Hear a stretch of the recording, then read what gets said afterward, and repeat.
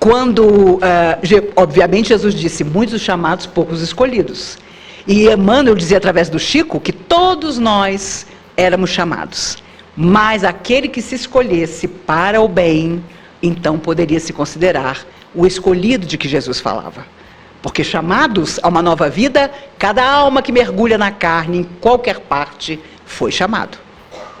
Mas decidir-se realmente pelo bem, já não é para todo mundo. E se buscamos a espiritualidade, uma vida mais espiritual, não a religião, mas uma vida de espiritualidade, estamos no caminho daquilo que com certeza todos nós prometemos antes da nossa vinda. Por isso, as pessoas que trabalham com numerologia, os holísticos, dizem que quando você vai dar nome a alguém, você precisa ter cuidado e carinho para nomear a pessoa. Porque o nome pelo qual ela será chamada naquela existência já traz uma energia. E é claro, tem nomes absurdos, né? Tem muita gente que se homenageia e homenageia a esposa, juntando metade do nome do marido e metade do nome da esposa. Saem coisas absolutamente terríveis. E a pessoa tem que carregar aquilo. Embora hoje já exista a possibilidade de ir ao cartório e trocar.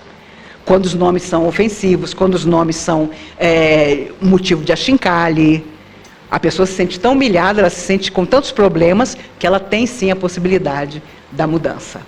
Então, quando você vai nomear alguém, você está dando a ela a forma como energeticamente ela vai ser chamada. E isso é muito sério. Eu me chamo Maíse com YSE. Eu tenho que explicar toda vez que a pessoa vai colocar o meu nome, que não é IZE. Então eu já começo desde pequena dizendo, é Maíse com YSE. Hoje eu já banco a engraçada.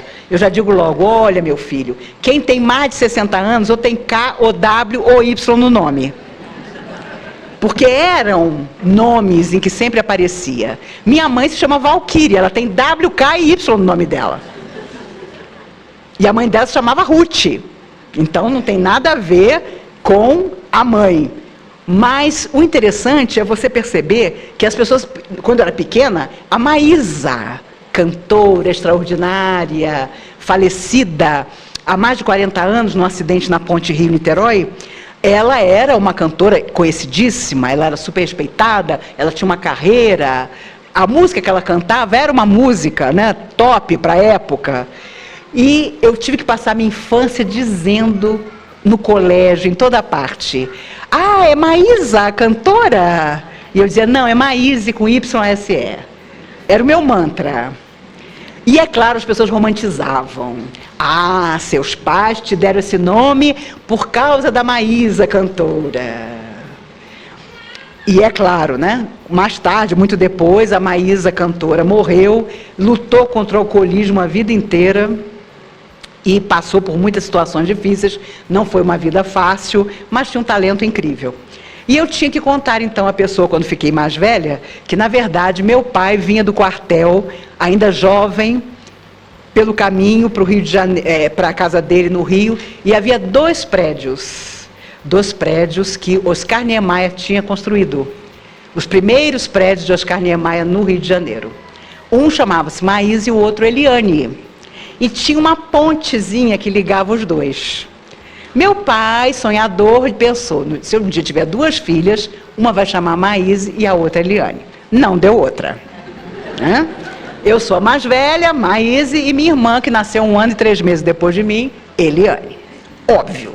Né? Óbvio até demais. Tirou o romantismo do pessoal que imaginava que meu pai e minha mãe curtiam uma fossa e por isso tinham me dado um nome parecido com o da cantora Maísa. O sério é que os espíritos amigos gostam de nos lembrar que quem de nós já não viveu a experiência de estar sozinho em casa e escutar alguém chamar o nome? Tenho certeza que muitos de vocês. De repente você acha que alguém está te chamando, você escutou claramente o seu nome. E claro, no espiritismo, isso é campo fértil para as histórias. Quando eu cheguei aqui, em 1973, no iniciozinho de 73, a gente escutava a pessoa dizer assim: olha, quando chamarem seu nome, você não responde. E eu ficava imaginando, meu Deus, o que será que vai acontecer? Mas, hoje, eu faço questão que os espíritos, quando puderem, me chamem pelo nome, de preferência, e não por outros nomes que as almas sofredoras muitas vezes nos chamam, simplesmente porque se sentem incomodadas conosco. Acontece muito comigo, tenho certeza que com vocês, se vocês fizerem experiência, vai acontecer também. De ter que acordar bem cedo para viajar e pedir: espíritos, eu preciso acordar a tal hora, bem que vocês podiam me ajudar. Nunca mais eu fiz isso, porque eu acordava pelo menos 1 hora antes com o espírito, só escutando a voz: Maíse, acorda. Então eu percebi que o negócio funcionava mesmo, né? Principalmente quando era viagem para fazer palestra. Então, com certeza, já tinha ali a turma preparada para que eu não chegasse atrasada no aeroporto, essa coisa toda. Eu nunca tive despertador, né? Meu pai tinha um despertador que ele usou por muitos anos e que era tão tremendo que trabalhava deitado. Vocês conseguem imaginar um despertador daqueles antigos que trabalhava deitado? Ele despertava, era uma beleza, mas trabalhava deitado. Eu achava aquilo um absurdo. Como é que o despertador trabalhava deitado? Mas funciona. Se você, na sua oração, também não é por qualquer coisa, é por um compromisso sério, você disser: olha, eu estava precisando acordar amanhã cedo e eu costumo não conseguir, com certeza alguém vai te catucar, vai te chamar, como acontece muito dos lares terem os seus responsáveis, os seus protetores. Quantas vezes você sai de casa, fecha a porta, desce o elevador, chega na garagem para pegar seu carro, de repente você lembra: não desliguei o ferro. Aí você sobe, o ferro estava ligado mesmo e você ainda se ufana: mas eu sou tremendo. Eu lembrei, antes de ir embora, que eu tinha deixado o ferro ligado. E o espírito ali do seu lado, com a língua para fora, que acompanhou você o tempo todo para dizer: olha, o ferro está ligado. Não é? Sempre que podemos, nós precisamos fazer isso. Precisamos que o chamado para dentro da nossa casa seja um chamado de colaboração, de solidariedade, de entendimento, para que as forças do bem, e há tarefas inimagináveis que os espíritos fazem, muitos antigos suicidas, muitas almas que têm que trabalhar muito, então fazem parte dessas equipes que parecem simples, mas que têm um trabalho fundamental, que é de proteger aquela casa, que é de, naquele momento, estar ali, não só na hora do seu evangelho, da sua oração, mas também no dia a dia. São espíritos que frequentemente nos abençoam, nos acompanham, e nós precisamos crer nisso, estarmos sintonizados, mas para chamá-los para junto de nós, precisamos de uma atitude minimamente positiva. Fulano é tão desequilibrado, na casa dele deve morar um monte de espírito sofredor. Nem sempre. Muitas vezes, fulano tão desequilibrado terá alguém que o ama e que no mundo espiritual ora para que ele, com toda a perturbação, seja protegido até o dia em que busque por si mesmo socorro. E a sua casa é abençoada também. Os espíritos gostam de lembrar que quando uma família ora, todos os vizinhos são beneficiados. A luz de uma oração alcança vizinhos. E isso é extraordinário. Porque uma prece pode mudar, não a sua casa, porque muitas vezes a sua casa está bem, mas a de um vizinho que você não conhece e que está num momento de tormento e vai ser beneficiado por você. Nem preciso dizer a vocês que no dia que isso for uma verdade para todo mundo, as taxas de condomínio serão diferenciadas. Fulano é um cara do bem, ele faz oração por todos nós, vamos diminuir a taxa de condomínio dele. Seria o ideal, esse mundo, né? Mas no dia que o mundo evoluir muito, não vai nem ter taxa de condomínio. Na verdade, há uma outra coisa que significa chamado também, é quando as pessoas nos rotulam. Rótulos, sejam quais forem, não podem nos definir. Se positivos, os ultrapassaremos. Se negativos, são perigosos. Podem nos abater emocionalmente. Quem é o outro para dizer que somos isso ou aquilo? E nós muitas vezes fazemos isso com os outros. Apontamos, dizemos que o outro não serve, que o outro não tem determinado padrão, que eu não quero conviver com o outro. Por isso que ainda existe preconceito em toda parte, preconceito de várias espécies, porque nós, seres humanos, somos complicados. Ainda queremos rotular o outro, mas temos pavor que o outro nos defina.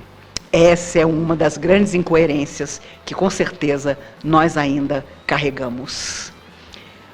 Há, nos Estados Unidos, uma questão tão pavorosa ligada ao bullying infantil, que pais que perderam seus filhos, quase crianças, por suicídio, estão formando, em todos os Estados Unidos, associações que procuram amparar aqueles adolescentes que passam por bullying, principalmente nas escolas, e que não têm amparo nenhum. Há um documentário muito interessante, vai me fugir agora o nome, mas está no YouTube, e eles falam sobre isso, sobre esses movimentos. O símbolo são balões de todas as cores, para simbolizar exatamente todas as pessoas, e claro, alguns pais que perderam seus filhos por suicídio contam as suas histórias. E não deixam que a memória dos filhos morra, porque eles eram chamados de tudo no colégio. Não eram aceitos, imagine amados. Eram rotulados das piores coisas e, claro, acabaram partindo, fugindo da vida física por não suportarem as humilhações que passavam. Isso num país onde, teoricamente, todo mundo tem oportunidade. Mas dentro das escolas, escolas de todos os níveis sociais, está havendo uma enxurrada. E deve acontecer, claro, óbvio, acontece em outros países, no Brasil também, mas nos Estados Unidos está uma epidemia, porque como, infelizmente, muitos pais têm arma em casa, o garoto ou a menina vai atrás da arma do pai ou da mãe e tira a própria vida. Então, é inadmissível que nós rotulemos as pessoas, meninos, crianças, por alguém que não pode fazer parte da sociedade ou ser aceito porque tem o nariz torto, tem um olho diferente do outro, puxa de uma perna, enfim.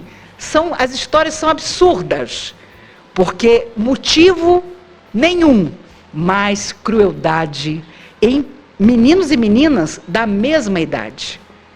Então, quem são, meu Deus, esses espíritos que estão vindo para a Terra e que ainda com 11, 12, 13 anos estão espalhando terror entre os colegas que não correspondem a determinados padrões ou expectativas? Não é preciso ter religião nenhuma para se indignar com isso e, claro, tentar combater da melhor forma possível. E é isso que muitos pais americanos estão fazendo, com campanhas nas escolas, levando psicólogo, pedindo que as professoras e professores contem, relatem, se o menino fica no cantinho, se ninguém senta do lado dele na hora da refeição, na hora do lanche. Meu Deus, já imaginou o que é você ter 10, 9, 11 anos e ninguém sentar do seu lado? Na hora de comer? Na hora do chamado recreio? É você dizer para aquela pessoa que ela tem uma doença contagiosa, que é pior do que isso. Nós temos que rever sempre as nossas questões, porque se nós não temos, não passemos para aqueles que vierem depois de nós qualquer tipo de dificuldade em abraçar o outro de todas as formas que nós pudermos.